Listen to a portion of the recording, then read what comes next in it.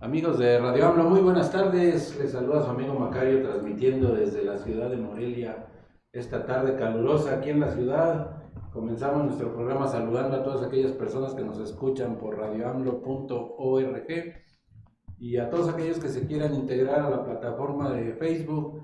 En la página de Radio AMLO ya estamos transmitiendo en vivo y en video para todo nuestro auditorio. Muy buenas tardes. Esta tarde se encuentra aquí en la cabina del Morral de Macario la diputada Laura. Buenas tardes a todos. Benjamín Mendoza. Buenas tardes. Brillitos. Miguel Pérez Pompa. Muy buenas tardes. Julio Enrique Peguero. Y nuestro buen amigo Charlie, que ya buenas tardes. Ustedes, que ya se está haciendo asiduo panelista del Morral. Bienvenido, Charlie. Gracias, Macario. Bienvenidos a todos y comenzamos. Tenemos esta tarde muy buenos temas. ¿Por cuál queremos comenzar, amigos panelistas? ¿Hablando de Pompix? Pues los pongo a la mesa para que... Empieza con el que tú propusiste.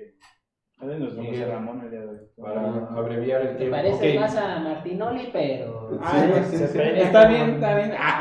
No está tan mal. Ok, Macario, ya me hubiera dicho Faitelson, me hubiera preocupado, o de la Rosa. Con las manos. De la Rosa sería como Oliver, pero bueno, así es, Macario, como en la descripción del video en Facebook lo pueden ver, por ahí vamos a tratar un poquito el tema educativo, la educación a nivel nacional y todo lo que, parte de todo lo que eso implica, Macario, esta educación que se le ha metido mano desde hace mucho tiempo, desde 1992, Macario. La educación, o al menos pues el artículo 3 de la Constitución, ha sufrido 5 reformas, mínimo, en las cuales, pues se balancea la educación de un lado a otro. Y por otro lado tenemos a un magisterio, a los profesores, pues casi siempre en el pie de batalla, al pie del cañón, de alguna manera, logrando algunas concesiones para el mismo magisterio, para la misma educación, a través de estas reformas, y a veces no tanto, ¿no? Como ahora en el 2013, que fue la última reforma educativa en el gobierno de Enrique Peña Nieto, en donde, pues la más lesiva, yo creo, para este magisterio y probablemente también para la educación en México, ¿no? Y para este tema, Macario, tenemos la muy importante acompañamiento de la diputada Laura Granados Parrín, que también es maestra, Sí. y que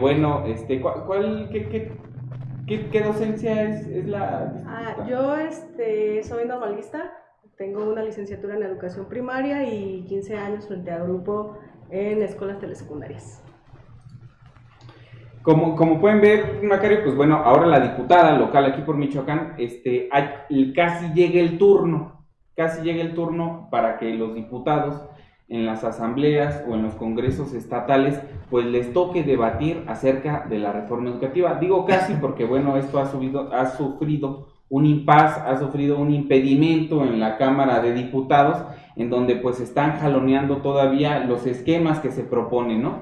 Y es donde empezamos a ver temas muy importantes de lo que proponía y de lo que era la reforma educativa de Enrique Peña Nieto y de lo que ahora propone Andrés Manuel, pero no nada más eso, sino también lo que propone o quiere defender el mismo magisterio, y no nada más el magisterio, entendiéndose esto como los sindicatos y como las fuerzas que intentan de alguna manera manipular al magisterio, ¿no?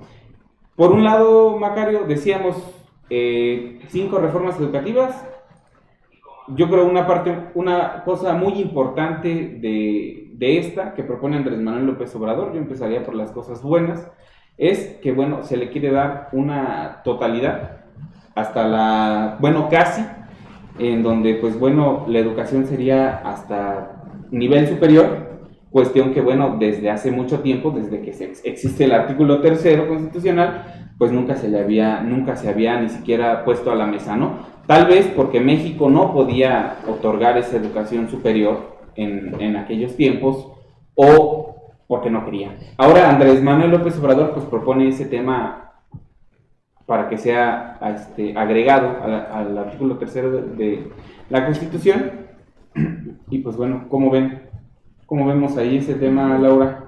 Bueno, pues hablar de la reforma educativa en este momento precisamente es hablar desde la década de los 90, en 1992, que creo que ya toda la población estamos enterados de ello, porque finalmente en Michoacán lo que pasa el año pasado entre septiembre y diciembre, cuando el gobierno estatal dice que va a regresar la nómina educativa en el tema de los maestros estatales, habla precisamente del Acuerdo Nacional para la Modernización de la Educación Básica. Entonces, no es una reforma de Enrique Peña Nieto, sino es una reforma de las últimas décadas. Desde 1990 ha venido haciéndose modificaciones al artículo 3 y obviamente a las leyes secundarias, como es la Ley General de Educación y las leyes estatales en cada una de las entidades federativas.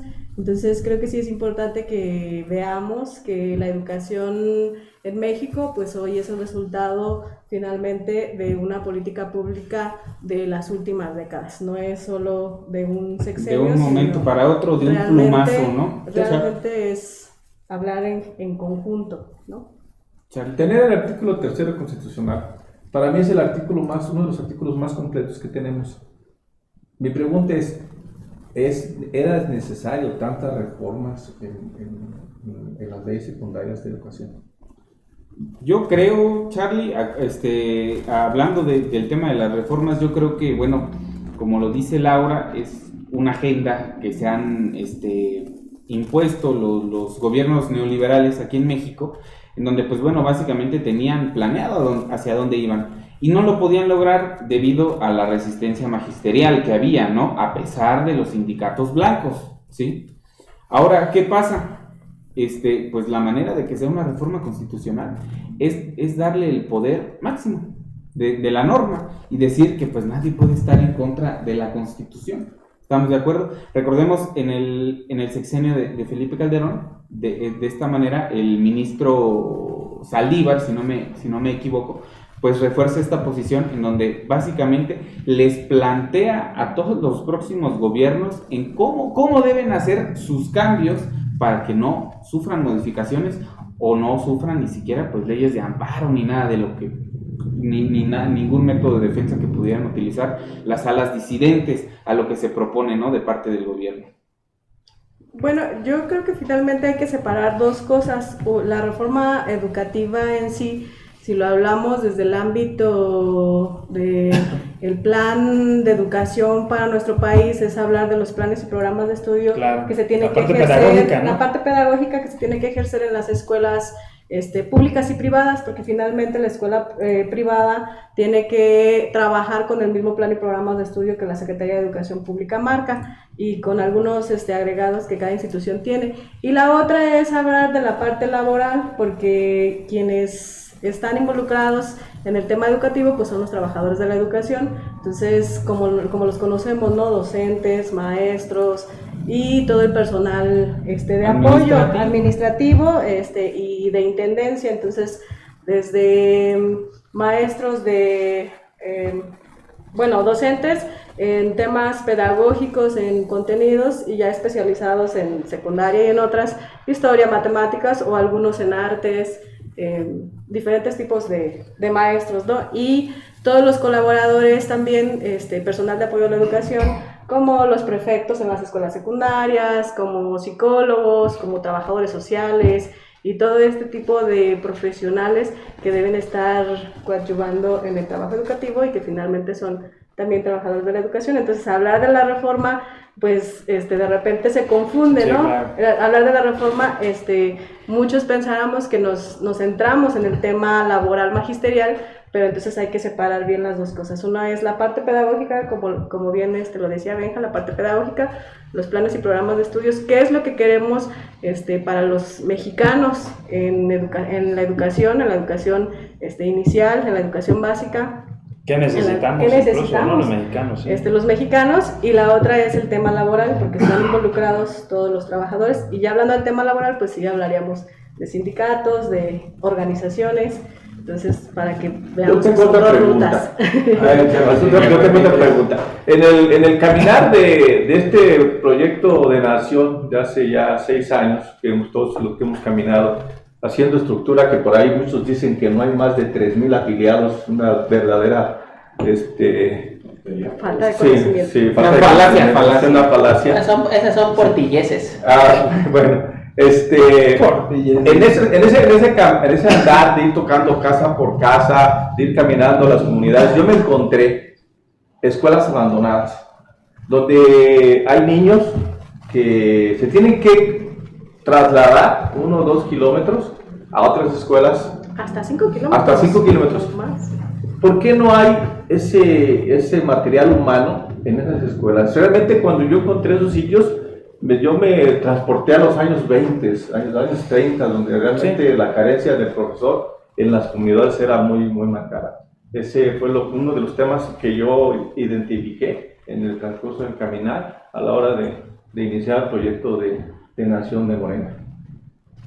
Lo que pasa es que obviamente hablamos del artículo 3, pero de ahí hablamos de otras leyes. Entonces, la política educativa tiene ciertas normas. Las secretarías de educación de los estados, por ejemplo la de aquí de nuestro estado de Michoacán, la Secretaría de Educación plantea cada ciclo escolar, de acuerdo obviamente a la ley y a las normas, cuáles son las características para que un grupo sea considerado como tal y llegue ahí un maestro con una base. Cuando hablamos de un maestro de base, es hablar de un maestro que tiene un sueldo, quincena con quincena, que tiene prestaciones, que tiene servicio médico, que tiene derecho a una jubilación o a una pensión después de ciertos años de servicio. Entonces, es todo un techo presupuestal. Cuando se habla de una clave de un docente o de un trabajador de la educación, es hablar de un techo presupuestal para todo el año y para 28 o 30 años, o más. ¿No? Porque también hay maestros que han durado más tiempo en servicio. Entonces, por ejemplo, hay años en los que la Secretaría de Educación del Estado dice, o la Secretaría de Educación Pública, de acuerdo a las normas, que debe haber cierta matrícula de niños en una comunidad. Entonces, para que haya un maestro, para que pueda haber un maestro y que se le pueda pagar. Y que se le pueda pagar. Entonces, si no cubre, no sé, si la comunidad no tiene 20 alumnos, por ejemplo, no garantiza un maestro, mínimamente un maestro. ¿Qué es el mínimo? 20 alumnos para un maestro, y serían casi clases comunistas, que va a dar clases, en el caso de primaria, desde primero a sexto, una escuela unitaria. Y entonces, ¿a qué está condenada una comunidad pequeña con menos niños? A no tener ese servicio, o a tener un servicio de CONAFE, por ejemplo. Y todos sabemos que un servicio de CONAFE es un joven que apenas egresó de la secundaria o de la preparatoria y hace un servicio a la comunidad para que se le sea retribuido y después estudiar. Entonces, no es menospreciar el trabajo, pero no cubre cabalmente con el CONAFE, perfil. Pero no se tiene el perfil. Fíjense que hay aprovecho este momento para saludar a todas aquellas personas que nos están mirando, nos están viendo desde Huitzeo, a nuestro buen amigo Juan García Colín. Saludos, Juanito. Quintana Roo, Carolina del Norte, ¿Y por qué es del norte si está en Quintana Roo? ¿No será del sur? No, o del norte de Quintana Roo. Quintana Roo es uno y Carolina del Norte es otro, Estados Unidos. Saludos a la senadora Blanca Piña que nos está escuchando. Saludos a los compañeros de Quinceo. Pues les recuerdo a nuestro auditorio que pueden enviar sus comentarios o si tienen alguna pregunta para la mesa que tenemos hoy aquí en el Morral de Macario, también es bienvenido su comentario, su pregunta, y en la medida de lo posible los pasaremos al aire. ¿Verdad? Continuamos, Miguel. Sí, Macario, yo les quería comentar algo, no sé si ustedes estarán de acuerdo, pero bueno, desde esta aplicación de los modelos neoliberales, al menos en América, que es nuestro terreno, siempre se está hablando de algunos conceptos, ¿no? Y si estuviera Oliver nos los pudiera explicar, pero bueno, ya se está retirando, creo, del Morral de Macario, pero bueno, al rato lo regresamos. Y son estos conceptos, por ejemplo, de calidad, de eficiencia, de eficacia, y luego estos conceptos se los agregan a la educación y es donde ya salen los nuevos conceptos de calidad educativa y nos quieren decir que la calidad educativa pues se tiene que medir y para medirla pues tenemos que evaluar a los profesores. ¿Qué onda con la evaluación, diputada? Bueno, en el 2008 se crea la ACE, el Acuerdo para la Calidad de la Educación, precisamente, y de ahí vienen otras modificaciones a las leyes de educación. Yo creo que el término calidad está bien, el problema es que no dice qué tipo de calidad, cuál es el conjunto de cualidades que debe englobar la educación, y el artículo 3, como lo dijo hace rato Charlie, realmente es muy amplio y muy vasto, ¿no? Una educación que tienda a desarrollar las facultades del ser humano, una educación científica, una educación popular. Si hablamos de una educación científica, simplemente ahí ya estamos englobando que realmente lo que dice el artículo, alejar al mexicano de fanatismos, de cosas erróneas, de supersticiones, una educación laica, una educación, muchas veces no se cumple. No, pero entonces lo que tenemos que revisar es que el artículo 3 realmente lo engloba. Entonces, cuando hablamos de educación de calidad, no debemos solo decir la palabra, sino decir el conjunto de cualidades que engloba ese término. Y a partir de ahí sí podríamos hablar de una verdadera educación de calidad.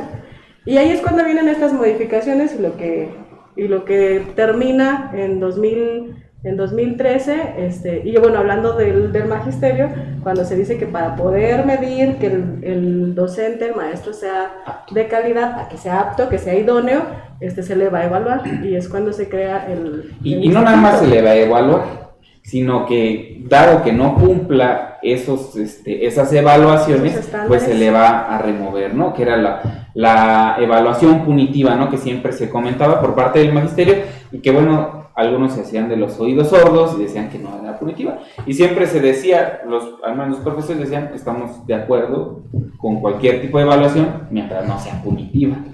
Un claro ejemplo, en Michoacán en el 2015, cuando se aplicó el examen en el mes de noviembre, estaba el centro de convenciones sitiado por policías. Entonces, ¿cómo es posible pretender una evaluación de calidad cuando se habla término de calidad y hablar del tema educativo cuando la educación es un derecho? Y para que el maestro pudiera entrar a hacer el examen, pues con policías. Ahí es el claro ejemplo de que realmente... el hostigamiento. De que realmente no era el tema para elevar la calidad de la educación, sino realmente era un tema más como para el despido, como siempre se dice. ¿Cuál es la intención del Estado, por ejemplo, si es que se necesitan más profesores? ¿Cuál es la intención del Estado? Que en este caso ya no, sino del sexenio anterior, para combatir al profesor. O sea, ¿dónde crees tú que estaba la clave? El objetivo.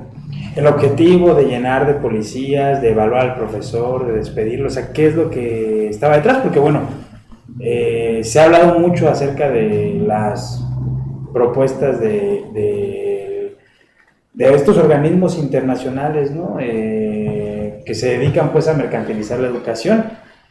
Entonces, ¿crees que iba por ahí? Yo creo que es un Fondo Monetario Internacional, por ejemplo, ¿no? O sea, ese es un tema importante. Finalmente, si revisamos, cada vez se abren más escuelas particulares. Entonces, la escuela, viéndola así desde afuera, pues es un gran negocio. Claro. Es un gran negocio, una escuela, ¿no? Va a decir, Benja, dímelo a mí. Claro, exacto, es un gran negocio. Creo que todos sabemos cómo funcionan las escuelas particulares, todos tenemos datos de cuánto se cobran las colegiaturas, cuánto se le paga a un profesor en una escuela particular. ¿Y cuánto en una pública? Cuánto en una pública, entonces, finalmente eso es algo muy claro, ¿no? El tema educativo es un negocio, en este caso, cómo poder ver, cómo obtener esas ganancias del sistema educativo. Lo otro es, finalmente, cuando hablamos también de la reforma educativa, vamos viendo cómo se deterioró en el tema pedagógico, y creo que todos lo hemos palpado. Lo estamos padeciendo como profesores. Sí. Sobre todo, no sé, esas generaciones como la mía, que todavía antes de 1992 estudiamos con un plan y programas diferente a después de 1992 Sí. y después de 2011 con toda esta modificación otro también de... Oye, y por ejemplo, ahora se está aplicando, digo, este es el primer año que a nosotros nos toca aplicar la reforma y cambia bastante, y de eso nunca se habla, en las noticias, o sea, la parte pedagógica cambia bastante, o sea, ya no es la evaluación bimestral, sino ahora es trimestral, son Fíjate. durante tres ¿Meses? sí, o sea, sí, pero son, o sea, como es trimestral, son tres periodos al año. Ok. Ajá, no, son 3, los otros son de vacaciones, Macario. De Macario me dijo que eran 4, porque fueran 12, los otros 3 son de vacaciones. Haz la crestomatía de Macario. Ah, sí. Entonces, son 3 trimestres. El plan de estudios, por ejemplo, en el área de humanidades, que es la que me toca a mí checar, cambió bastante. Historia universal desde el primer año y ya nada más desde la Revolución Industrial en adelante. Vale. Historia de México en segundo y en tercero. Y ya no se ve el pasado prehispánico, se ve solamente de la conquista en adelante. Claro, y luego la parte actual de México, las autonomías, o sea, es un rollo, ¿sabes? O sea, yo la veo y creo que hay cosas buenas porque se admiten, por ejemplo, los clubes de investigación, las autonomías curriculares que siempre habían existido en las privadas. Estás hablando de la reforma de planeamiento. Sí. Y que este es el primer año, repito, que a nosotros en Michoacán nos tocó aplicar. Entonces sí es un verdadero caos. Digo, hay cosas en lo pedagógico que podríamos rescatar, solamente en lo pedagógico, pero hay muchas cosas que están diseñadas, bueno, que uno revise, que están diseñadas para encaminar no solamente a la mercantilización de la educación, Sí. sino a la visión, a esta retórica pues iturbidista de la historia de México, ¿no? Esta concepción de que los padres de la patria no Son los españoles. y que no son los que nos han dicho siempre, esta visualización de la educación como un privilegio, no como un derecho, ¿no? Como un privilegio al que accedemos o solamente algunos, esta cuestión de la competencia. En materias como formación cívica y ética está muy marcado, ¿no? Y que va a haber civismo ahora. Sí, porque esa reforma se deja de regresar el civismo, ¿no? Sí, apuesta más a la individualización. O sea, yo recuerdo las clases que yo tenía en la secundaria que eran más en cuestión de colectividad, partidos políticos, en cívica y ética, porque veíamos Bastante más. cosas así. Y ahora no. Y fíjense que retomando estos conceptos que decíamos, hay una regla o un como silogismo, ¿no? Que siempre de eficacia o de eficiencia, que dice que hay que hacer más con menos, y como que la reforma educativa de Peña Nieto pensaba hacer eso, ¿no? Dar más educación con menos profesores, o dar una educación de mayor calidad, pero pues también con menos profesores, con menos presupuesto y todo, ¿no? Y esta regla se rompe, al menos yo digo que en muchos más temas, pero al menos en el educativo, y se rompe esta regla porque pues para que sea eficiente, si tú te quieres meter en el tema económico, pues yo creo que tiene que ser más con más. Sí, yo creo que sí es importante señalar que la resistencia magisterial, y vamos a decirlo magisterial porque es más que un sindicato. Sí, bueno, aquí nos explicaba Laura la vez pasada que la coordinadora no era un sindicato, sino era una coordinadora, no era una coordinadora de gente que pertenece al mismo sindicato, que coordinaba a los disidentes, pero finalmente era parte de que se les conoce como... Y que al interior de la CENTE hay también muchas más variantes que el río. Que el bloque, que quién se... Exactamente. Los coletos. Pero yo creo que sí es importante señalar que la resistencia magisterial ha sido, pues no solamente legítima, Necesaria. En su momento necesaria. Sí, y que ha sido digna porque creo que contra todo lo que se pueda pensar de los profesores, en la opinión pública, ¿no? Que siempre los medios intentan como que ese discurso elevarlo, creo que sí es necesario señalar que desde el 94 con el Tratado de Libre Comercio, con la firma del Tratado de Libre Comercio, se ha buscado mercantilizar la educación y se le ha visto como un negocio. Y las políticas neoliberales van hacia eso, hacia adelgazar el Estado, no nada más en la cuestión empresarial, en el ramo energético, sino también en el educativo ahora, argumentando que el Estado no tiene por qué solventar ese servicio, no tiene por qué respetar el artículo 3.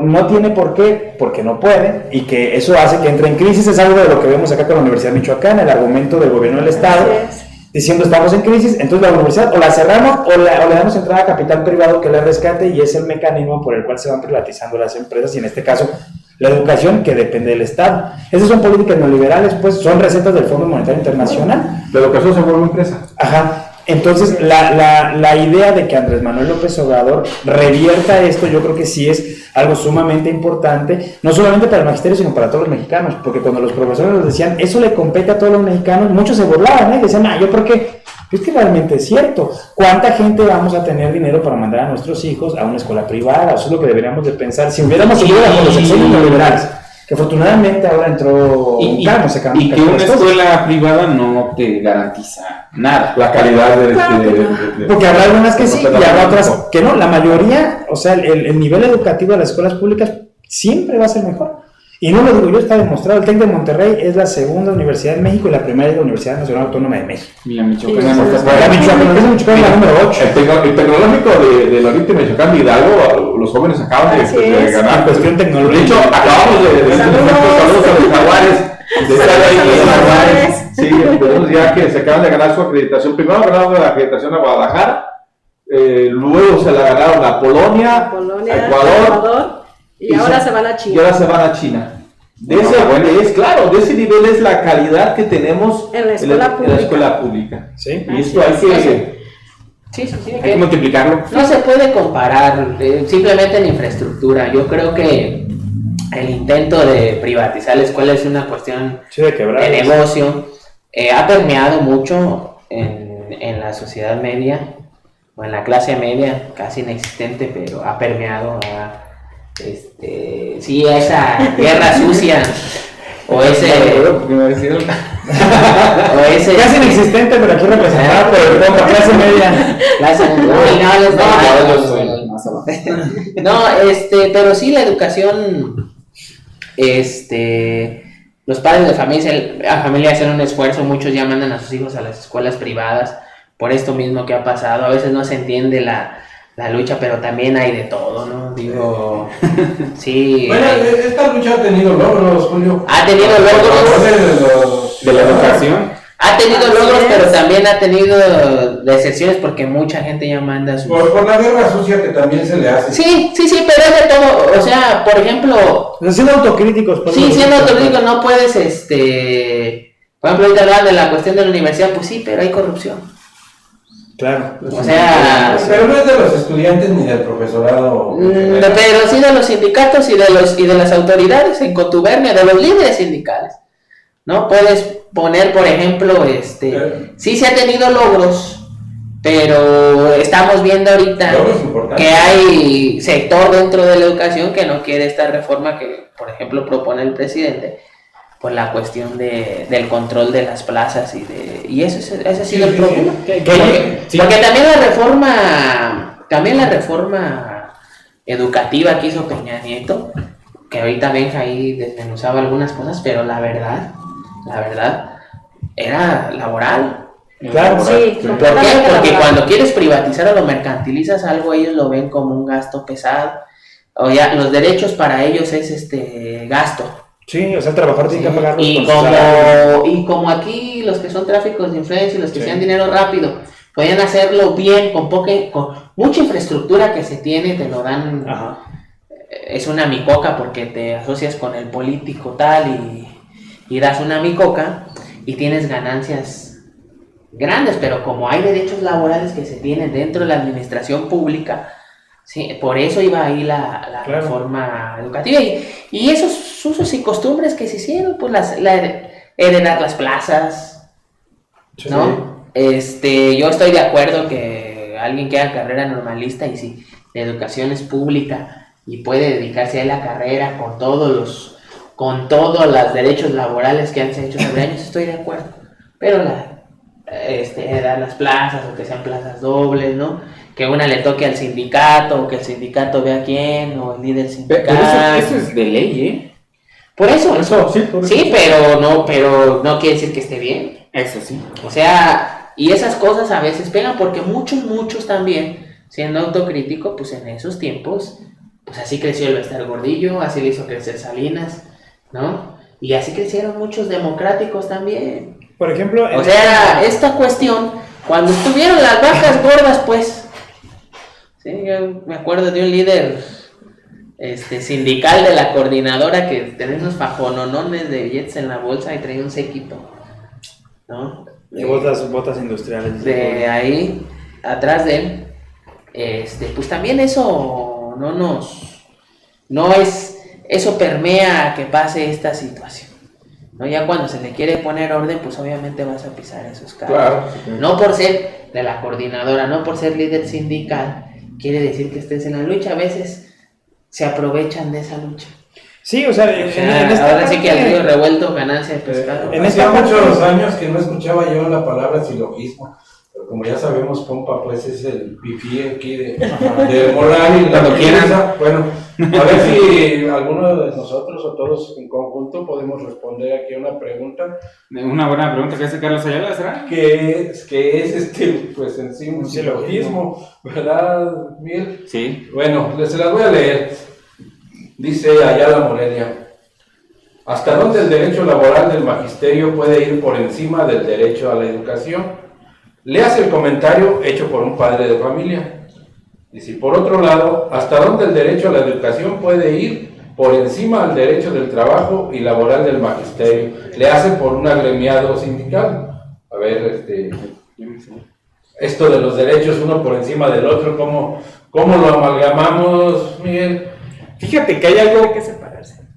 que tiene que separarse, diría Laura, partiendo tal vez de que esos dos derechos son derechos sociales, que podríamos decir están en el mismo nivel de jerarquía, pero atienden distintos intereses. Entonces yo creo que la manera de elegir cuál será el preponderante o el más importante, pues va a ser atendiendo al interés que tengan los sujetos, ¿no?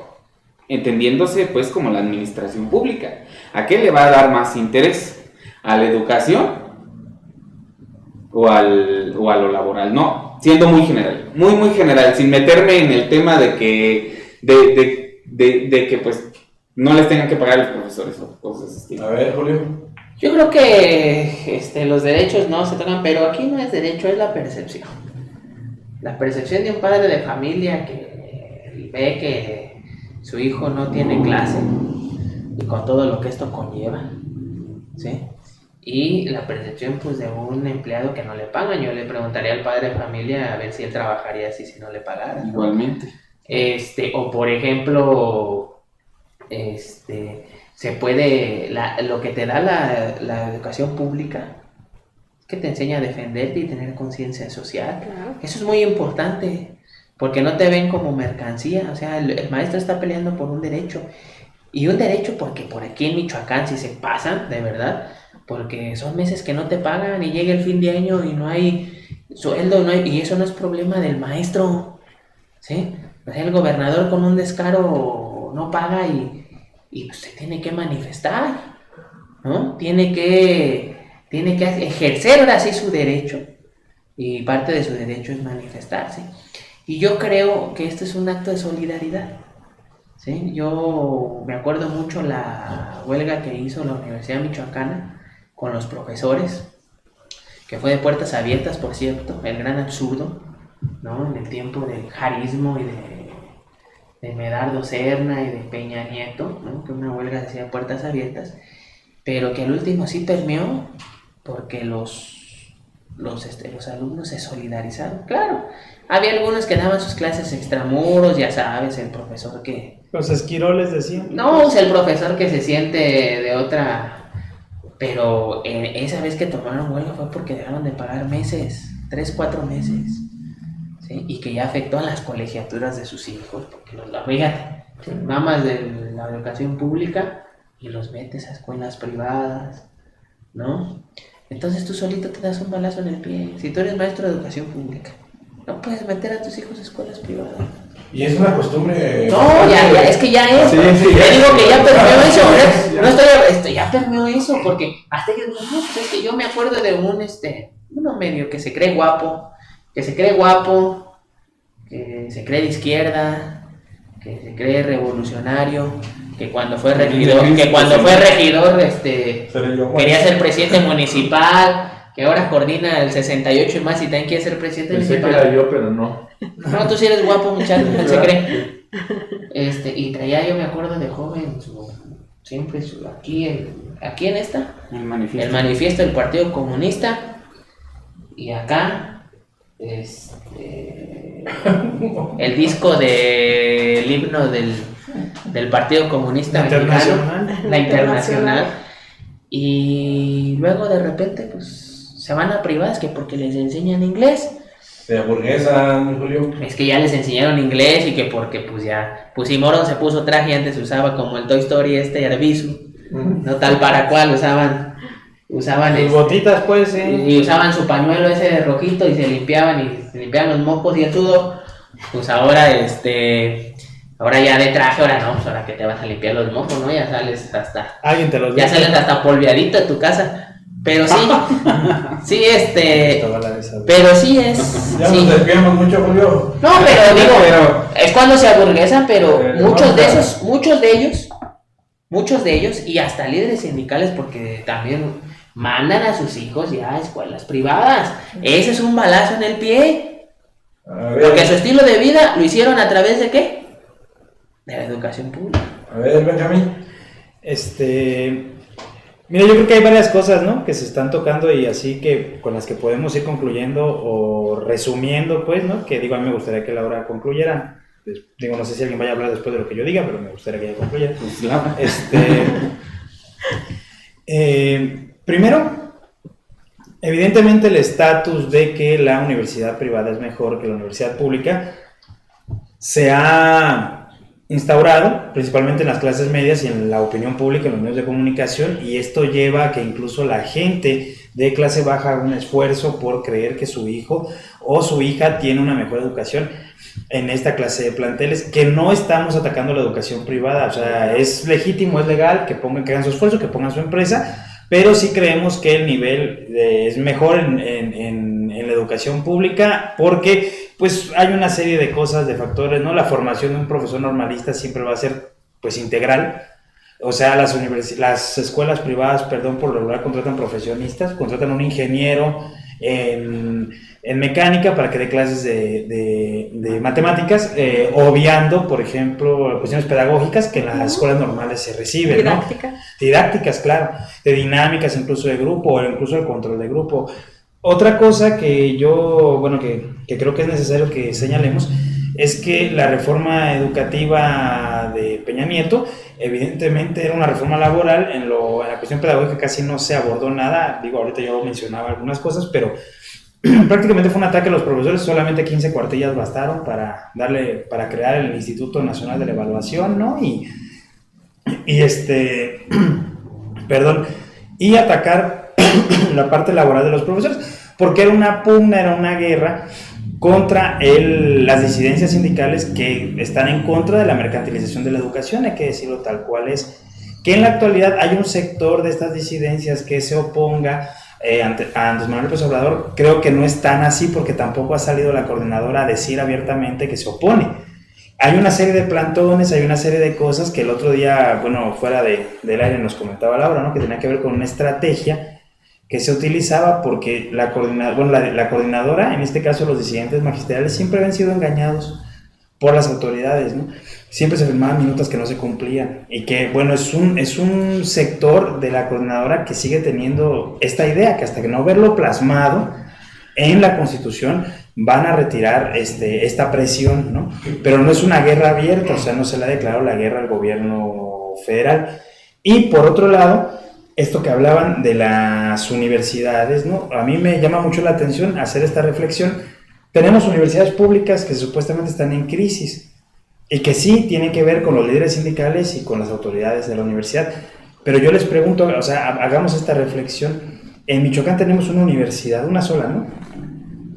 La gente que viene, por ejemplo, de la costa de Aquila a estudiar, ¿cuánto gasta en autobús? ¿Cuánto gasta en hospedaje? Si tú sacas cuentas, te sale más barato meter a tus hijos en una universidad privada, patito, así de esas pequeñas, en la ciudad. Ahí cerca. Porque en la ciudad donde resides o la ciudad que está cerca. ¿Por qué? Porque una colegiatura te va a salir en 2,500 pesos. Cuando realmente venir hasta la universidad pública que está en la capital, que está en Morelia, te sale con renta, con costos de renta, pues, y de hospedaje, de transporte y de comida, te sale mucho más caro, cerca de 6,000, 7,000 pesos al mes. Eso es lo que una familia foránea tiene que pagar Pero existen Pero- estudiantes. Entonces, cuando las casas del estudiante se les ataca, bueno, esa es la función que tienen este tipo de... Pero creo que ya confundimos más a nuestro amigo Ayala que otra cosa. Iba para allá, espérate, pero iba para allá. Nada más para terminar ese comentario, Macario, es que se hablaron de muchas cosas, pues, Sí, por eso estoy también resumiendo. un montón de temas. Ajá, entonces, en esta cuestión que él preguntaba, Ya lo confundí. sí, en esta cuestión que él preguntaba sobre la clase de derechos, Derecho. y yo también creo que no se confunde. La clase de qué derecho permea sobre cuál. Creo yo que haciendo alusión a una de las tesis de Marx, donde nos dice que el único criterio de verdad es la práctica. O sea, realmente tenemos que irnos a la práctica y ver cuál es el derecho que permea, porque se dice el derecho a la educación, los chicos se quedan sin educación, de pronto se habla como si los profesores duraran años sin dar clase, y eso no es cierto. Eso no es cierto, eso no pasa. O sea, no duran años, o sea, no es como que abandonen las aulas. También se dice, por ejemplo, que los chicos se quedan sin educación y los padres pierden ese derecho a la educación cuando muchas veces los chicos faltan por otras cuestiones. Más bien parece que lo que queremos Porque es se una van a la papelería. playa. Claro. Ahora, el derecho laboral. ¿Cuál causa de que no haya El derecho laboral. clases son los conflictos laborales que tienen los Claro, es que sabe dónde iba. El gobierno. derecho laboral es realmente ese conflicto, esa tensión con el gobierno, con los gobiernos anteriores, lo que ha ocasionado que no haya clases. Es una medida de presión, que habrá muchas cosas que corregir, como dice Julio, sí es cierto. Bueno, hay muchos temas, voy a tratar de hablar solo dos para no confundirnos más. Creo que de repente lo estamos pensando como muy urbano, como muy centralizado, Claro. como muy Morelia, pero no debemos olvidar que Michoacán son 113 municipios tan diversos, donde hace rato comentaba Charlie, donde hay niños que caminan hasta 5 kilómetros. Yo trabajé en una escuela telesecundaria o más.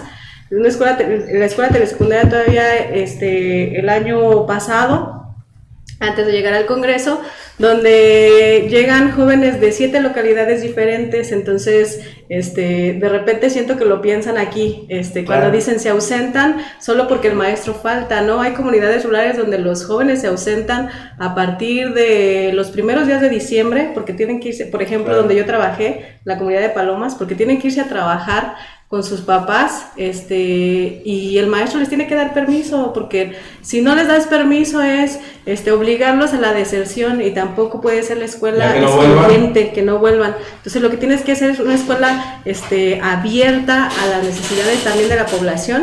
Entonces el joven de la telesecundaria donde yo trabajé, se ausenta 15 días en diciembre para irse a trabajar, y hay otros que se ausentan en marzo, en abril o mayo, porque tienen que ir a cortar fresa. Entonces se ausentan hasta un mes. ¿Para qué? Para poder pagar el uniforme del siguiente ciclo escolar, para poder pagar su desayuno, por ejemplo. Entonces de repente pensamos como la escuela, como una escuela urbana, como una escuela de organización completa, como una escuela donde hay director, donde hay maestros, donde hay un intendente, y no, la realidad en Michoacán es que tenemos escuelas unitarias, donde el maestro también camina, en pleno siglo XXI, donde el maestro también camina, donde el maestro tiene que pagar su traslado. Hay ocasiones en que tiene que pagar todos los días un taxi de 150 pesos, 200 pesos, entonces, O quedarse allá, o donde quedarse no hay ahí, condiciones, o que quedarse tampoco ahí. hay cómo. Entonces, pensar obviamente en el derecho que tiene la niñez, en el derecho que tienen los adolescentes de una educación de calidad, como dice la reforma hasta el momento, porque todavía no se dictamina, todavía no está la ley ya modificada. Pensar en eso, y pensar también en el derecho laboral que tiene un maestro rural, una maestra rural. Por el ejemplo lo tenemos apenas en enero, que no se pagaban las quincenas. Entonces un maestro que tiene que trasladarse también a la escuela a dar clases, ¿cómo lo va a hacer si no tiene la quincena? ¿Cómo va a garantizar la alimentación de sus hijos cuando la alimentación también es un derecho? Entonces creo que no es una competencia de derechos, no es cuál es el derecho más importante, si el derecho a la educación del niño o el derecho laboral del maestro. Creo que nosotros debemos ser muy sensibles, todos tenemos derechos, y a partir de ahí empezar a revisar qué es lo mejor para México en general, porque para todos, ¿no? Para todos, porque la política educativa es una política a nivel federal, los planes y programas y todo lo que se acuerde a partir de ahora, pues en este momento pues depende de las cámaras de diputados y la de senadores, con la iniciativa que envió el Ejecutivo, en este caso nuestro presidente, el licenciado Andrés Manuel López Obrador, y a partir de ahí todos realmente abrirnos a una discusión y a un diálogo en beneficio de la educación, pero de todos. Si alguien tiene la posibilidad de que sus hijos estudien en una escuela particular o hasta en el extranjero, creo que eso es válido, pero no por ello debemos pensar que toda la población tiene esa posibilidad. Entonces la escuela pública es un derecho que tenemos todos en México y así lo dice nuestra Constitución, entonces a partir de ahí es como debemos. Y hay que luchar porque siga siendo un derecho. Bueno, agregaría yo a todas estas dificultades que expones, Laura, de lo que se enfrentan los maestros rurales y también pues los de la ciudad, porque aunque sea los 9 pesos que compra un transporte público aquí en Morelia, pues también se ocupan para poder cumplir con su trabajo. En cuanto a la pregunta que nos hacía nuestro amigo Ayala Morelia, dijo Beca que le gustaría que concluyeras tú, Laura, pero voy a concluir yo. Yo siempre he pensado que estos derechos no se contraponen. No se deben contraponer por nosotros en nuestra opinión. ¿Por qué? Porque la manipulación mediática que ha habido hasta antes de la llegada de Andrés Manuel López Obrador al gobierno ha inducido a los ciudadanos a pelear, a presionar en un punto que no deben. En este caso que estamos comentando, presionan hacia los maestros en lugar de exigir al gobierno que les pague lo que se les adeuda, para que ellos puedan cumplir con su trabajo. Por eso se pagan impuestos, ¿verdad? ¿no? Para eso se pagan los impuestos, no nos digan que no hay dinero ha habido mucho, ya lo está demostrando Andrés Manuel López Obrador ahora, que está descubriendo todo el saqueo inmenso que se hizo en todos los sectores, ¿verdad? Tanto en la Pemex como en la Comisión Federal de Electricidad. En las estancias infantiles. En las estancias infantiles. Se la nota los medicamentos. Ahora que en el robo de medicamentos.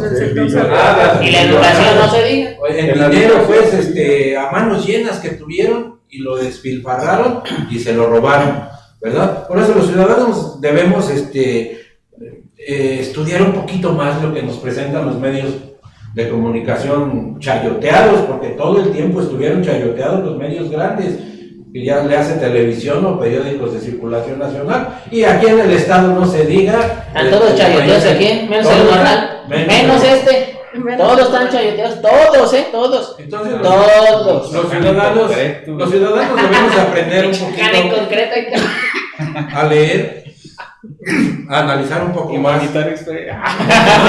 y poder ya expresar una opinión más clara. El abusote. Y la presión dirigida hacia donde se debe. ¿Hacia quién? Hacia el que está fallando, ¿verdad? Ese sería mi comentario.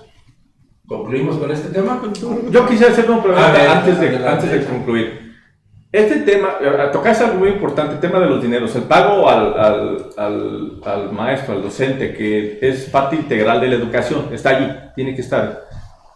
¿Es verdad lo que dice el gobernador Silvano Aureoles, que estos adeudos vienen de tiempo atrás o iniciaron a partir de la administración del gobernador Silvano?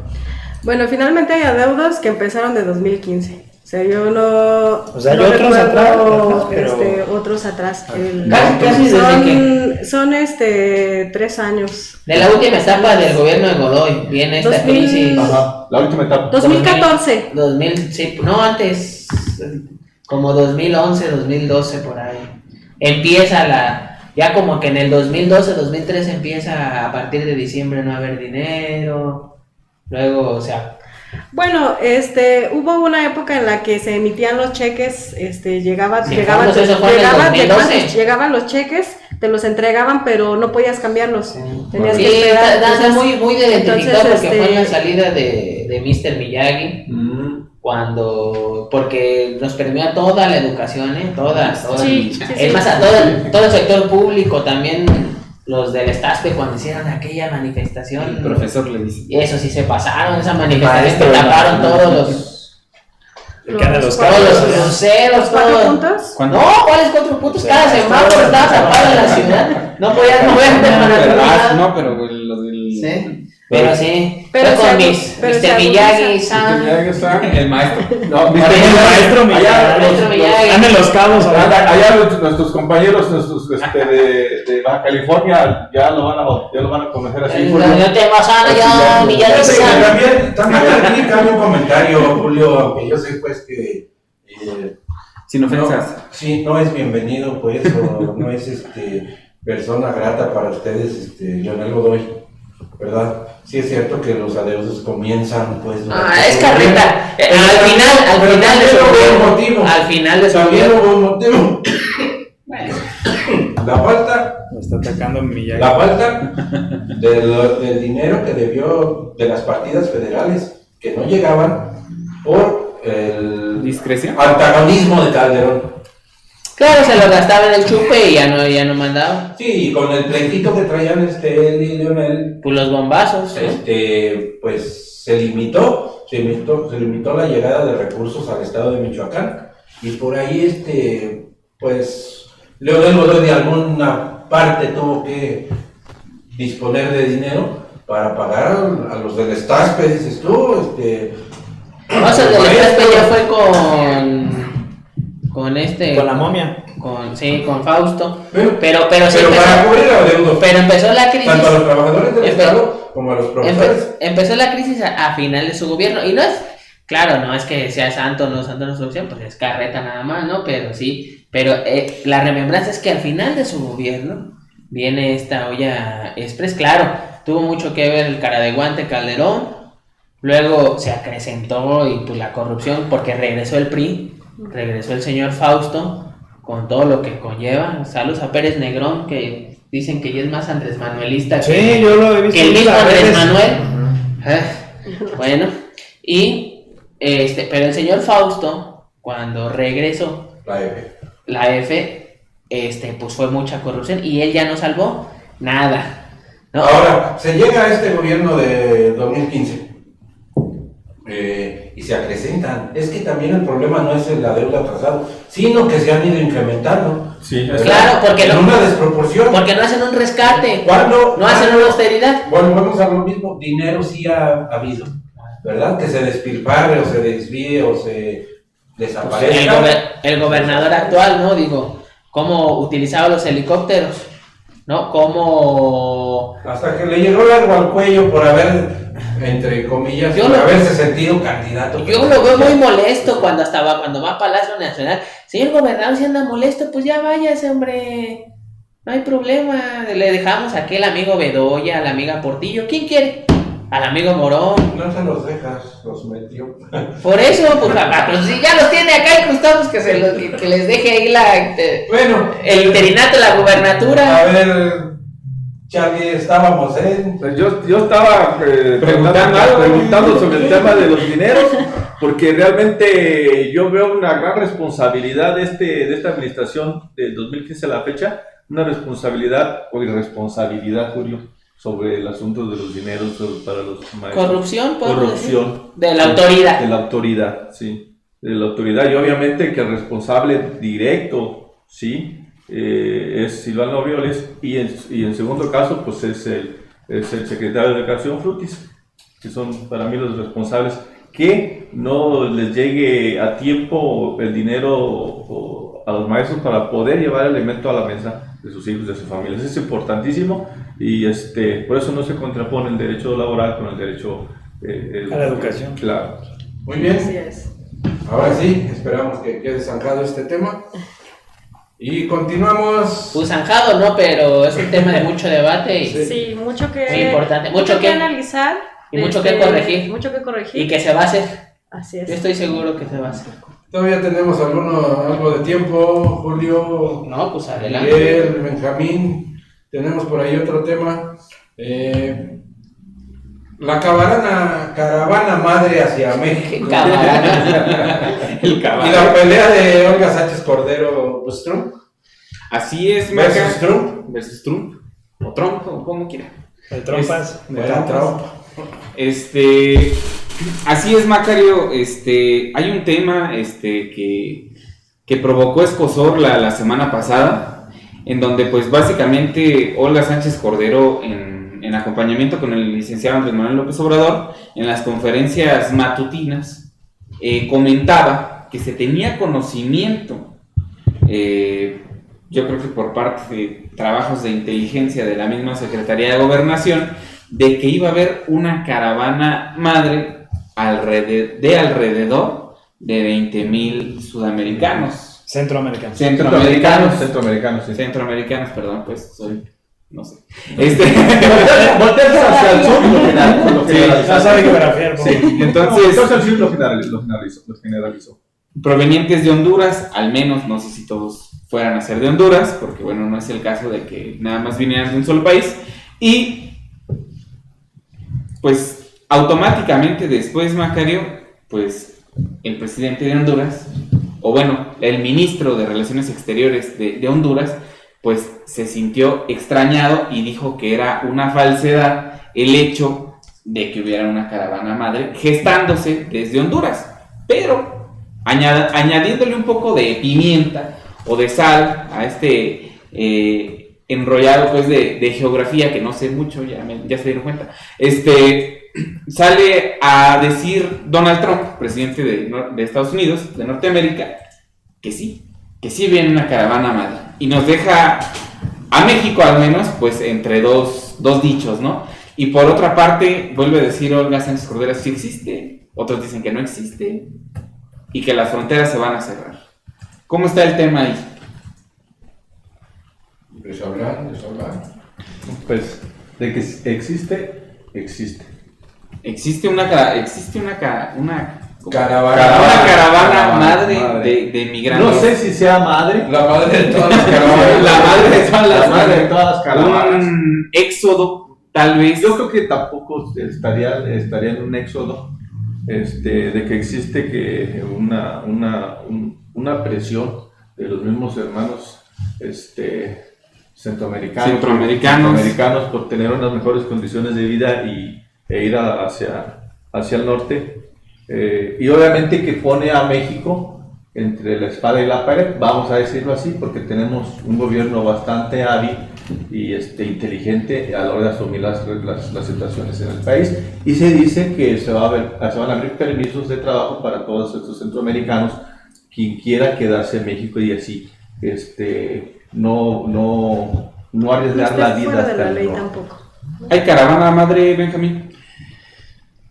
Pues es que creo que el tema de la caravana es incluso simbólico, ¿no? Creo que una caravana madre siempre existirá por las condiciones en las que viven los hermanos centroamericanos. Subrayado. O sea, por ejemplo, ahora se hizo mucha mella en los medios de comunicación con esto de las caravanas, porque Donald Trump era presidente de Estados Unidos, y si se fijan los medios estadounidenses, y Donald Trump fue quien puso en el ojo del huracán esta cuestión de las caravanas. Y a México. Pero, o sea, desde hace 15 años hay una migración enorme de centroamericanos y de sudamericanos, principalmente a Cancún, por ejemplo, a toda esta zona del sur de México, donde hay, pues que es una zona turística donde hay dinero importante, claro. Sí. Hay una migración enorme, o sea, por ejemplo, la caravana de haitianos de hace 2 o 3 años, que todavía tenemos muchos aquí en Morelia, hay 2 o 3 todavía haitianos en los cruceros, pidiendo dinero, haciendo malabares, que se fue, que se quedó en Tijuana, y que ahora en Tijuana trabajaban como jornaleros, y que después fueron parte fundamental de la huelga de los jornaleros que hubo allá en Baja California, ¿no? Entonces, que digo, recibían cerca de 60 pesos al día, ¿no? Por una jornada de 12, 13 horas, o sea, era legítimo que se levantaran, que se declararan en huelga. Pero creo que esto siempre ha existido. O sea, esta parte de la migración, o sea, la migración centroamericana vía México hacia Estados Unidos siempre ha existido. La gran diferencia fue que esta última caravana se conjuntó, y creo yo que también de cierta manera hay alguien, es que es muy escabroso, ¿sabes? Por un lado se habla del narcotráfico, por otro lado, o sea, que son los que inyectan la caravana. Del otro lado, se habla de los propios, de una situación política de Honduras, por ejemplo, donde hay opositores políticos, y que hay opositores políticos al régimen que están financiando la caravana para demostrar que no hay condiciones de vida. Y por otro lado, Donald Trump buscando la reelección, viendo al enemigo centroamericano, o sea, vean, ahí viene el enemigo, viene por su trabajo, ¿sí? Viene por su trabajo, viene por su nivel de vida, viene a asaltarnos, viene a violarnos, viene a vendernos droga. Los bad hombres. No los dejemos entrar, yo soy el hombre indicado para defender la frontera estadounidense. Entonces, hay como muchas cosas, sin embargo, creo yo que lo principal es la situación, el nivel de vida que tienen los países centroamericanos, donde afortunadamente Andrés Manuel López Obrador ya diseñó un plan de rescate de esta zona, ¿no? En conjunto con el gobierno de Estados Unidos, pero bueno, la pena es que México voltea a ver a Centroamérica de igual, incluso para ayudarlo. Y yo creo que revira, ¿no? En el tema Trump, revira hacia Trump diciéndole, a ver, espérate, ¿no? Tú no eres El Salvador, tú no eres lo que estás haciendo. Por eso yo menciono lo que es un gobierno hábil y puntual, es decir, no, o sea, a mí no me eches la culpa que soy el puente por donde se van a pasar esas caravanas madres que tú a lo mejor estás creando como un escenario político para reelegirte. Y Andrés Manuel revira y le dice, aquí van a tener la oportunidad, si ustedes así lo deciden, para poder estar con mejores condiciones de vida. Porque Donald Trump le pide al gobierno federal, al gobierno mexicano, que cierre la frontera sur. Que por ejemplo Peña Nieto le hizo caso en algún momento. O sea, esa frontera ahí en el río Sumacinta que nadie pela y que tú vas y puedes cruzar el río sin problemas en balsas. Ajá, no hay ningún problema. Si no, pregúntenle a Chapo, ¿no? En algún momento estuvo cerrada, estuvo resguardada por la Policía Federal para evitar el paso de migrantes. Entonces, ahora creo yo que la principal herramienta de Andrés Manuel López Obrador es el plantear una política exterior distinta con los migrantes, a los que siempre se les maltrata, porque, repito, es un tema muy escabroso, nadie habla de eso, ¿no? Pero en el camino hay mutilados, hay violaciones, hay asesinatos, claro. Arriesgan su vida. Claro, y fíjate que... Ahora hay una cosa, a ver, Trump exige a México que cierre la frontera sur, ¿verdad?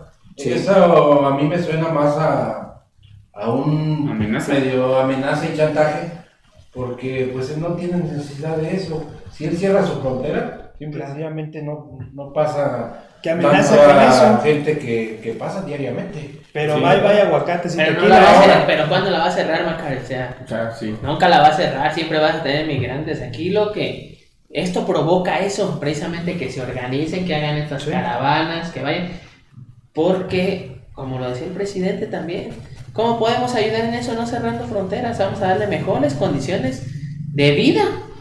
Realmente el muro de Trump es el gobierno de Andrés Manuel, ¿estás de acuerdo? Mejores condiciones de vida a los mexicanos, porque los Cada quien en sus pueblos. Porque los hondureños ganan salario mínimo de 7,000 pesos. Pero y también los hondureños no se quieren quedar aquí, que viene siendo el doble del sueldo aquí en el país, del sueldo mínimo, ¿verdad? Entonces un hondureño promedio no se va a venir a quedar a México, ¿verdad? Porque aquí no le va a gustar el nivel de vida que también hay mucho desempleo. que va a tener con el dinero que puede ganar. Si ellos vienen y si no pueden, para atrás, por lo menos que dicen que se van a quedar aquí, luego todo aquí les vamos a dar, decía un medio chayotero de Ahora, como mencionó Andrés Manuel, Julio y Benja, ahorita todos mis compañeros aquí del Jornal, lo que mencionó Andrés Manuel en una de las conferencias más recientes, ¿cómo es posible que Veracruz, siendo un estado rico porque tiene ganadería, tiene selva, tiene bosque, tiene el puerto más importante de México y tiene petróleo, ¿cómo es posible que salga tanto veracruzano a trabajar en las parcelas de los Estados Unidos?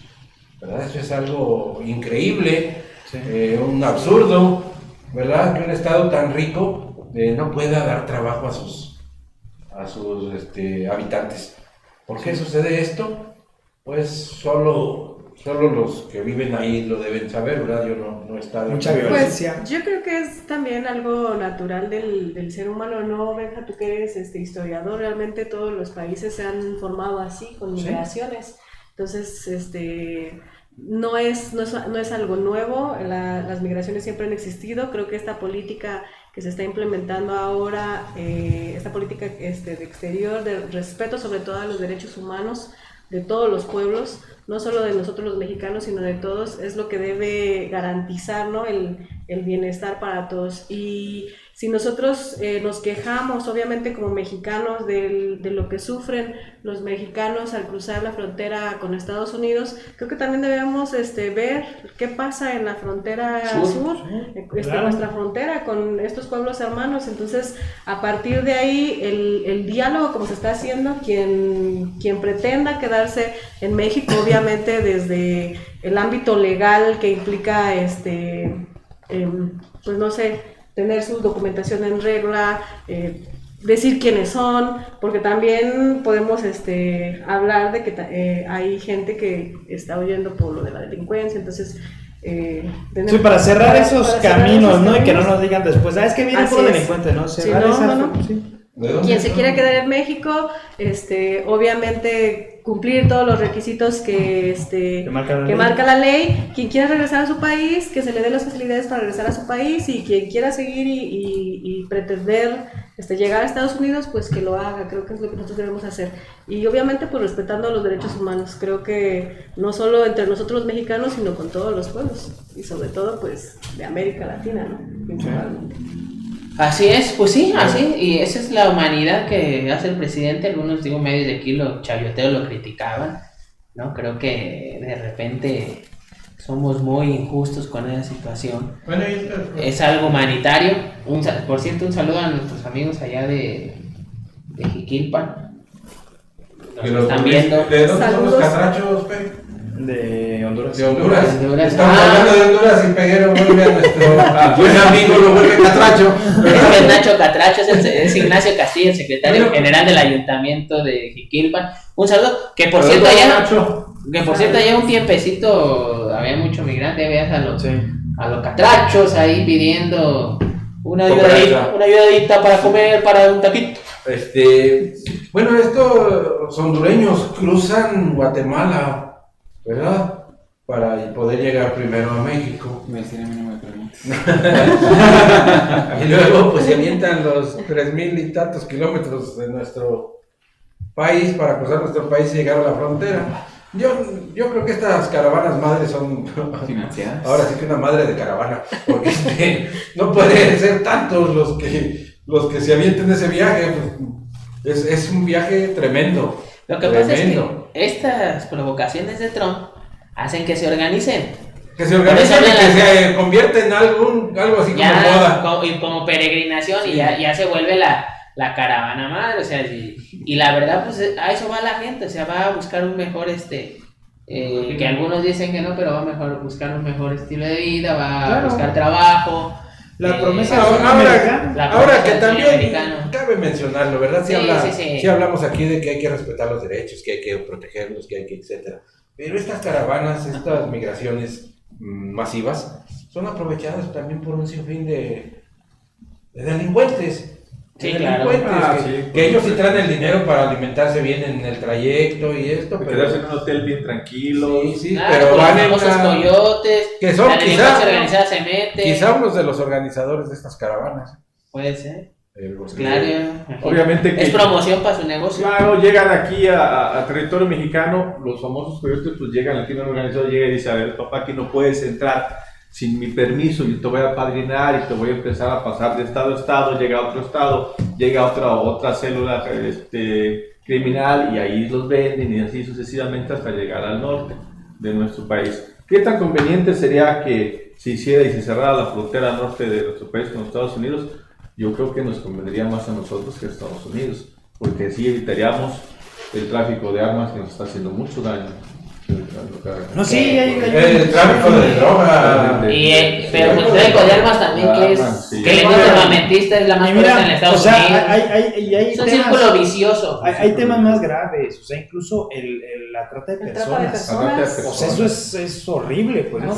Y digo, para tratar de cerrar, yo al menos con mi comentario, sí creo que hay que ser, o sea, está bien ser críticos, pero sí, sin terminar pues de señalar que todo esto es producto de las políticas neoliberales impulsadas en Centroamérica y que también en México nos afectaron bastante, y que ese es el meollo del asunto, ¿no? Que la gente quiera huir de su país no tiene que ver con que realmente les guste la aventura y quieren estar lejos de su familia y de su pueblo. Tiene que ver con los salarios miserables, con la inseguridad de Centroamérica. Vive en una crisis de seguridad enorme de las guerrillas de los 80. No sé. Te estoy comentando que los catrachos tienen sueldo de 7,000 pesos mensuales. Pero hay que ver cuánto vale. Hay que ver cuánto vale su moneda allá, la devaluación que tiene, la inflación, el poder adquisitivo. Y tendremos que analizar, repito yo, la inseguridad desde los movimientos guerrilleros de los 80 no se vive una crisis de inseguridad tan grande en Centroamérica como la que se vive ahora. Ni siquiera la amnistía a las pandillas grandes como los maras salvatrucha que son... Pero estás hablando de El Salvador o Nicaragua. Sí, Es toda Centroamérica, es toda Centroamérica. Sí, pero empezó por Una Salvador cosa, y Nicaragua, que tuvo un movimiento civil ¿Por qué? en los 84, Sí. 85, no recuerdo bien. Yo también quisiera cerrar tomando un poco del comentario de Benjamín acerca de los modelos neoliberales. Yo considero, pero ya no para hablarnos de eso, sino que también, tal vez como de esta manera, como ya no viene Ramón tampoco, pues tengo que hacer el comentario así medio... Legaloide. No legaloide, así como de Inclusivo. de conspiración mundial. Ya. Entonces, Pero no te queda, tú eres bien, no te queda. entonces, ¿no será también, yo cerraría como Charlie cerró el otro tema, no sería, en caso de que sea cierto, el hecho de que sea una caravana, la migración no la podemos negar, pero el hecho de que sea una caravana organizada y financiada, eso lo ponemos tal vez en duda, pero ¿no será parte de eso una construcción de un discurso nuevo? Ahora que Andrés Manuel López Obrador ha tomado del gobierno, un gobierno de izquierda, hacer esta construcción de un discurso de odio hacia los migrantes, por eso es conspiranoica. ¿No será una construcción de odio de alguien, no sé, del norte, de los americanos, para que luego volver a poder imponer a un gobierno de derecha? No deja de eso, a lo Yo, mejor, pregunta. a lo mejor hasta para hacer negocio, como, imagínate todo lo que está despertando, negocio con un coyote, tiene las armas, tiene la droga, la trata de personas, no, esos... Y la mano de obra barata en la Estados mano de Unidos, obra que es lo que barata, mantiene la economía de Además, Estados Unidos. recuerden que uno de sus mejores negocios de Estados Unidos es el armamento, o sea, Sí, la guerra. la venta de armas, Sí, claro. la guerra. De hecho, La industria de la guerra, sí. precisamente regresando a Jiquilpan, mi querido amigo Julio. Saludos Nacho Sí, Catracho. saludos, Nacho. Conocimos a gente A jubilados. jubilados quienes hacían el armamento para el ejército mexicano. Fue la última generación que salían de Gortari, los despiden. Así Y, es.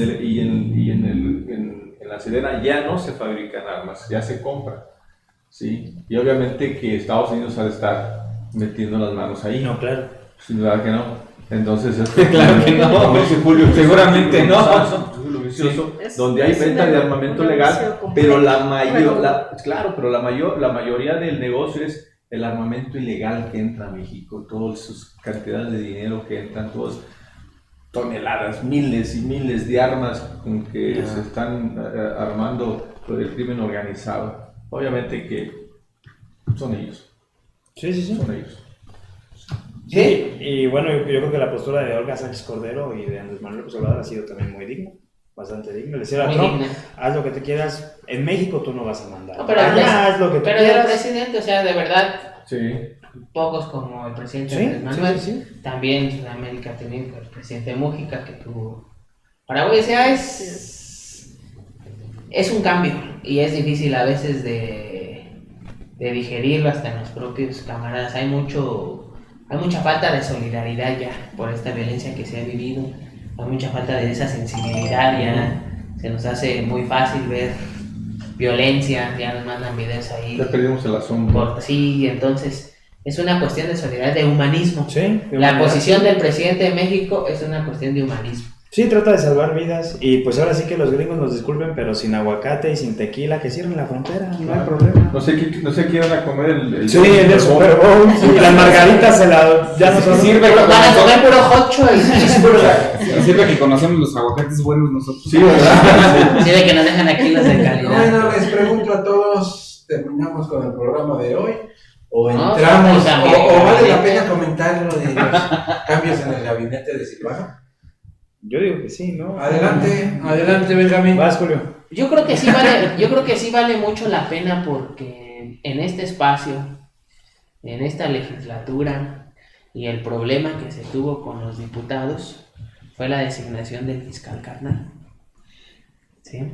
El fiscal que suple al Procurador General de Justicia y que con su pretexto de estos cambios de gabinete, bueno, quedó el diputado Adrián López como el fiscal carnal, gente muy cercana del gobernador, ¿no? Un buen tipo, pero gente muy cercana al gobernador, y que bueno, a Michoacán le ha permeado mucho la inseguridad durante mucho tiempo, ¿sí? No es para nadie desconocido que las cuotas que cobra la delincuencia organizada se cobran desde esa oficina, ¿no? Que cuando llegó aquí el comisionado Castillo, llegó con este personaje, Martín Godoy Castro, y que él era como el procurador cuando Silvano Aureoles gana la gubernatura en el 2015, que muchos de ellos ahora se sienten redentores de Morena, están aquí, hacen reuniones aquí, publican fotos. Y le piden a la alta dirigencia que pague las campañas negras. A la alta dirigencia le piden y luego la desconocen y luego se toman una foto así que de cachetito y, y luego se van a Bienestar a negociar y no lo digo porque Macario se enoja, pero esos personajes que en el 2015 le alzaban la mano a Godoy, el ahora presidente municipal de Morelia también, que ahora pues dicen que son más morenos que Pérez Negrón, que un priista allá es más no, sí, las redes defienden más a entonces, esta cuestión, pues sí es grave porque hacen cambios en el gabinete aprovechando la enfermedad lamentable del secretario de Gobernación Pascual Sigala, y empiezan a regresar este personaje, Martín Godoy, a la Secretaría de Seguridad Pública. Es más, corren al ex esposo de la señora esta que estamos hablando. Lo movieron a Bienestar, ¿no? Sí. Lo movieron a Desarrollo y Bienestar. De la señora esta Portillo. Señora Portillo, no van a abrir el padrón, no se desgaste, hombre. Usted y sus 97.850 afiliados. Usted sígale dando lana a José Luis ahí para que le arrime, todos no se van a poder afiliar. Un José Luis ahí, un amigo, un José Luis ahí, uno que usa gorrito y chaleco todo el tiempo. Dicen el chaleco y el gorrito. Entonces. No manches, es que ese es el outfit, ¿no? Así de no manches, carnalito. Entonces, el ex esposo de esta señora o pareja deja la Secretaría de Seguridad Pública y entra Martín Godoy, que es muy, muy, muy lamentable porque se queda la misma mafia, se quedan los mismos que dicen los mismos chilangos, y eso es muy sentido. Entonces, cambios estratégicos en el gabinete, ¿no? Estamos ante un gobierno del estado mafioso, ¿sí? Faccioso, y que bueno, como Morena tendremos que señalarlo y tendremos que estar al pendiente de lo que pase. Por eso es importante, porque el 1 de julio la ciudadanía nos dio el voto para poder tener, que no le importa si es calificado o no, una mayoría dentro del Congreso. Que se nos coló la señora Portillo, pues sí, ¿no? No sé cómo lo hizo. Se nos coló el señor Fermín Bernabé, que era del PRI, aunque se enojen que los critiquemos, que se nos coló. Pues sí, hombre, pues es el consentido del superdelegado, él lo metió. Sí, él lo metió, que las otras que Zenaida cuida a su esposo, la diputada Zenaida cuida a su esposo, pues sí, hombre, ya es director de SABE, que o sea, cada quien tiene sus intereses. Lamentamos y pedimos una disculpa a la ciudadanía por este tipo de calamidades. Que al pobre diputado Cedillo, el otro su suplente, Azael Toledo, que le dicen el Azaloco, lo amenazó y que a la delincuencia, y luego regresó todo asustado, pero votó por el fiscal, y aquí le estamos tomando fotos. Pues pinche cabecita de balín, por favor, pues cómo te asusta Azael, ¿no? Digo, la verdad, debemos ser un poco más serios en el ejercicio del poder, debemos ser un poco más serios como Morena, y yo creo que lo grave en estos cambios del gabinete, salvo lo que opinen aquí mis compañeros, es la incursión de este personaje Martín Godoy Castro. Es más grave que lo del fiscal carnal, porque bueno, el fiscal carnal va a seguir la misma mafia, porque los gobiernos se acuerdan con la delincuencia, eso no es ni un secreto. Es más, el secretario de Seguridad Pública Nacional hablaba que en 4 años podemos ya, porque está muy permeado, ¿sí? Y que bueno, ¿cómo cuidaron el changarro? Pues regresando a este personaje a la Secretaría de Seguridad Pública. Eso es grave. ¿Por qué Michoacán? ¿Por qué? ¿Qué hicimos los michoacanos para merecer esto?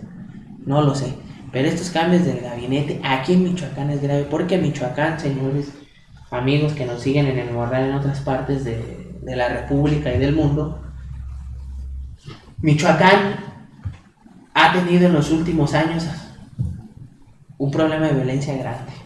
Ahorita recordamos la cuestión de los bombazos, cuando estaba Calderón, cuando llegó Peña Nieto siguió. Ustedes han visto ese documental de Tierra de Cárteles. Nacieron las autodefensas, pero luego se unieron los otros grupos. Y todo esto... El narcotráfico arrepentido. Toda esta cuestión es en contubernio con las autoridades estatales. Y creo que esto tan sentido para los michoacanos vamos a seguir igual o peor. Es una vacilada, es una burla para los michoacanos lo que acaba de hacer el gobernador Aureoles. Para A ver, mi punto de vista. te voy a comprometer. Ande. Estaba escogiendo a Charlie, pero creo que te queda más a ti. Aquí una pregunta de nuestro auditorio. Escogiendo a Charlie. ¿Por qué se está abriendo la puerta a chapulines del PRI? ¿Es que acaso en Morena no hay gente capaz? No que se abre la puerta a chapulines del PRI, porque pues la felicidad está cerrada, pues elegimos, bueno, la señora Portillo no es del PRI. Y en el PRD, no, pues dijimos que no. Es lo mismo, pues. Que no se desgaste, porque anda muy desesperada queriendo afiliar. A ver. Que no se desgaste, pero porque no van a ir las afiliaciones. Yo creo que en la reestructuración, si se refiere a lo del gobierno, en la reestructuración del gobierno, pues todavía no está.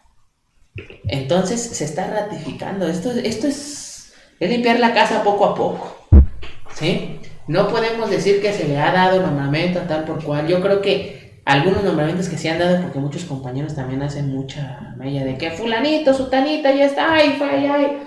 No ha permeado en lo que es la política del presidente. Claro, falta, porque el gobierno tiene que cambiar. Él ya lo anunció, cómo va a estar configurado, cómo va a estar hecho, ¿no? Y cuál es la principal política que él requiere y de la gente que se va a apoyar. Pero a veces confunde, fíjate esto que nos pregunta Miguel Trigo, a veces confunde porque las dirigencias aquí locales pues los reciben con bombo y platillo. Sí, lo hacen fiesta. Y eso confunde porque ni los puedes recibir porque no hay afiliación, pero porque, no sé, que porque te dijeron ahí en el oído que era mediáticamente bueno hacerlo, pues ya ahí en la comunidad del Pokémon recibes a todo mundo, ¿no? De la Choquemón. Entonces, es que Morena Michoacán trae un loguito, un Pokémoncito que le pusieron.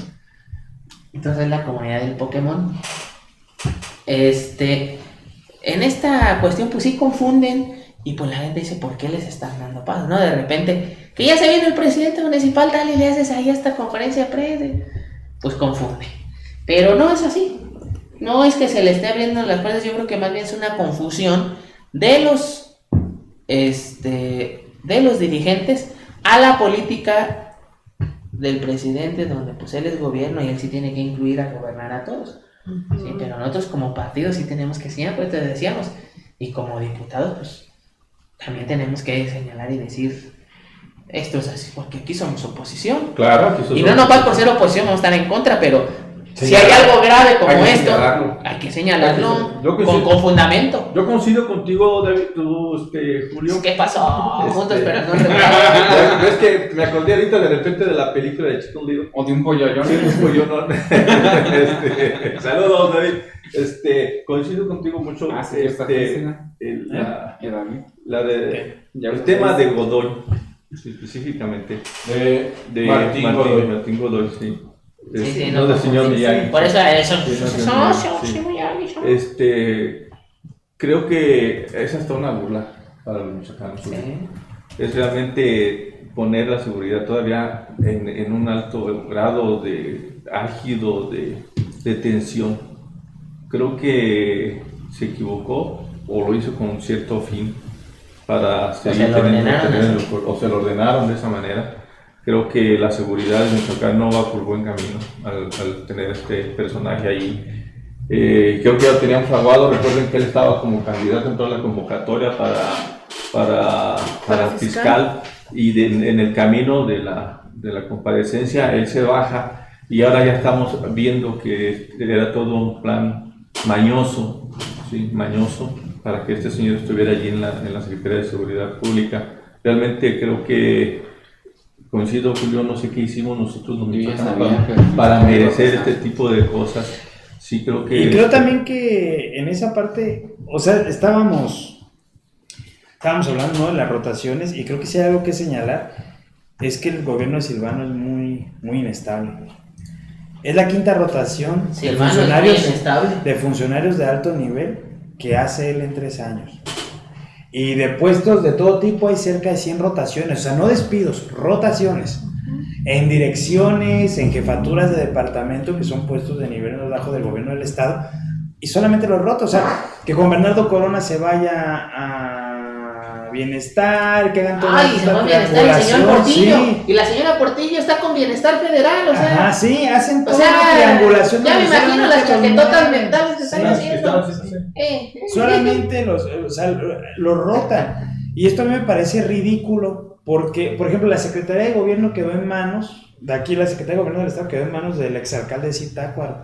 Que él presume que es un plebiscito para preguntarle al pueblo, O sea, hoy en la mañana en la radio decía, no, yo hice una consulta, porque están de moda las consultas, yo hice una consulta, más de 8,000 ciudadanos de Zitácuaro me apoyaron, me respaldaron para que yo me viniera, ¿no? Él argumenta esa tontería.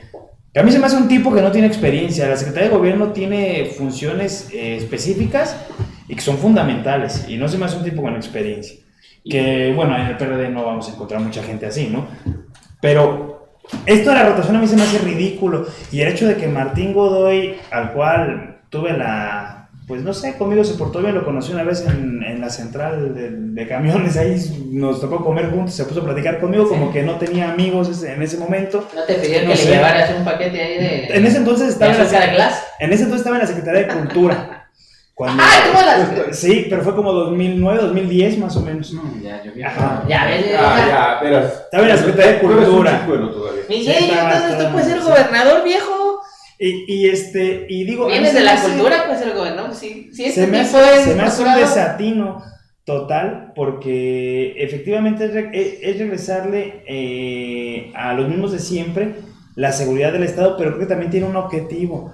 Tiene el objetivo de monopolizar y de controlar la cuestión de la violencia y de la droga, principalmente en Michoacán, que se salió de control después del movimiento de autodefensas y que se ha luchado por nuevamente monopolizar en contubernio con el gobierno del estado este tipo de fuerzas. O sea, se habla mucho de los carteles de la droga, pero también hay muchos carteles locales que quedaron acéfalos después de esta situación y que han estado en guerra. Es la verdad, o sea, Michoacán tuvo un respiro después del movimiento de autodefensas, 1 mes, 2, y después se volvió a caer en lo mismo. Con Castillo nefasto. Sí, nefasto. Se institucionalizó la mafia. Sí. Y entonces creo que responde a eso, a tratar de controlar nuevamente el monopolio de la droga y de la violencia, tenerlo otra vez gobierno del Estado en sus manos. Creo que por eso llega Martín Godoy, porque siempre ha sido un operador político de ese corte, o sea, todos lo sabemos, siempre ha tenido relación con el narcotráfico, pues, o sea, entonces creo que va por ahí, pero me parece sumamente ridículo, ¿no? Y parece que el pueblo michoacano no tiene memoria, que el pueblo mexicano incluso no tiene memoria, lo que nos costó el movimiento de autodefensas a todos los michoacanos. Digo, con todos los aseguros que pueda tener ahora las opiniones o declaraciones de Mireles, pero lo que le costó al pueblo michoacano, como para otra vez regresar a donde mismo, ¿no? Por eso yo creo que tenemos que apostarle en 3 años a que Morena gane el gobierno del estado de Michoacán, compañeros, sí, o sea, tenemos que rescatar. Entonces, para nosotros poder buscar... Pero con morenos, ¿no? Es que voy para... Sin portillazos. Voy para allá. No, ni la fuente se cuenta, hombre, eso es una grosería. Habla de quién pueda llegar. Yo me refiero entonces para... mira, ahorita venimos llegando del distrito, donde en cada municipio que pasamos, al entrar y al salir, ya estaban lo que eran los famosos retenes. Realmente volvemos a esto, no sé, creo que se va a poner peor mi tiempo con este personaje. Tenemos que ir por la gobernatura, claro que sí, con la misma honestidad y dignidad que nos ha caracterizado, sí. Con los aseguros que tú ya mencionaste, y yo lo aumentaría al señor presidente municipal, ¿sí? De una vez, sin pimiento. Recordarles que Raúl Morón no es morenista, ni afiliado está. Y dicen que ni tampoco el senador Cristóbal, ¿eh? No, eso ni Portillo. Perdón, licenciada, discúlpeme. Sí. Ni tampoco Cristóbal Arias, que está haciendo ya campañas en todo el Ni el Coco Báez. Ni el Coco Báez, que por cierto, saludos Wilber, te he visto haciendo ahí trabajos, mintiéndole a la gente del distrito, te mando saludos. Wilber trabaja para el gobierno del estado. Correcto. Gente de Cristóbal. Díganme, ¿cómo está esa relación? Aquel menciona a Coco Báez y tú recuerdas a mí. Pues son lo mismo, son lo mismo. Lo que pasa es que a los dos les gusta pues la caspita del diablo, mi estimado Macario. ¿Esa aclaración querías? Bueno, La que que le gusta a Cristóbal. vamos a esperar a que Charlie concluya su comentario para despedir el programa. Que realmente la gobernatura la tenemos que ir trabajando todos aquellos que estamos del proyecto de Morena y ya nos quitemos de esos externos que nos vienen y le hicieron daño a Morena. El 97% según la encuesta de los morelianos desaprueba a Raúl Morón. Señor presidente, ¿dónde está El Independiente tenía más aprobación. Claro, señor presidente de Morelia, ¿dónde está ese nivel de primera división en su equipo? De Champions League. De Champions League, yo creo que entonces mintió. Yo en mi caso, como fundador de Morena, prefiero mejor ser equipo de barrio donde dejas el pedazo de nalga en la tierra y el corazón por delante. No sentirte de grandes ligas y hacer ese trabajo que estás haciendo. Verdaderamente es una pena que Morena te haya acogido y estés haciendo este trabajo. Nos vas a bajar a niveles inferiores. Bueno, con este comentario de nuestro buen amigo Charlie, damos por terminado el programa del Morral de Macario el día de Hay hoy. que agradecerle a Laura, ¿no? Agradecemos Diputada, a la muchas diputada gracias de su Laura. casa. Ven Gracias a ustedes. ustedes Morena. Laura Granados, su visita, Benjamín, Miguel, Julio y Charlie, muchas gracias por haber estado esta tarde en el Morral de Macario. Y a nuestro auditorio, muchas gracias por habernos acompañado. Los esperamos el próximo sábado a las 10 de la mañana. Hasta luego.